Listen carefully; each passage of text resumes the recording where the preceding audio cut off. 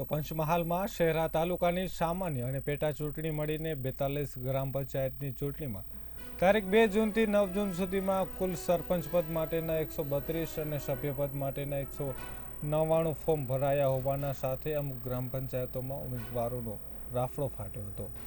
જોકે આ વખતની ચૂંટણીમાં 8 જેટલી ગ્રામ પંચાયત સમરસ થાય તેવી શક્યતાઓ જોવા મળી રહી છે। આ વખતની 42 ગ્રામ પંચાયતની ચૂંટણીમાં જૂના જોગીઓ સાથે યુવાન ઉમેદવારો અને સરપંચ બનવાની ઈચ્છા ધરાવતી મહિલા ઉમેદવારોએ ચૂંટણીમાં ઝંપલાવ્યું છે।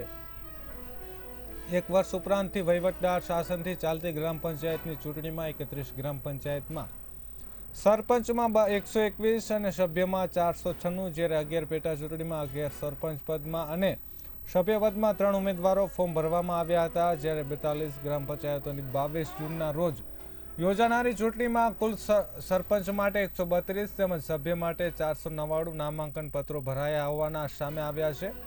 બિનહરીફ થવા માટે એડી ચોટીનું જોર લગાવી રહ્યા હતા। અમુક ગ્રામ પંચાયતોમાં ચૂંટણી રસાકસી બની રહી છે તેવી શક્યતાઓ પણ નકારી શકાય તેમ નથી।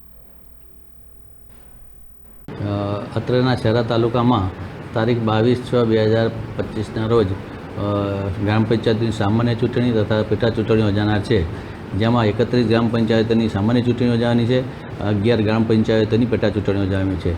જે અંગે ફોર્મ ભરવાની છેલ્લી ડેટ 9/6/2025ની હતી। ત્યારબાદ જે ફોર્મ ભરાયેલ છે જેની વિગતમાં 31 સામાન્ય જે ગ્રામ પંચાયત ચૂંટણી છે તેમાં સરપંચ તરીકે 121 ફોર્મ ભરાયેલ છે અને સભ્ય તરીકે 496 ફોર્મ ભરાયેલ છે, તથા જે 11 ગ્રામ પંચાયતની પેટા ચૂંટણી છે તેમાં સરપંચ તરીકે 11 ફોર્મ ભરાયેલ છે અને સભ્ય તરીકે 3 ફોર્મ ભરાયેલ છે।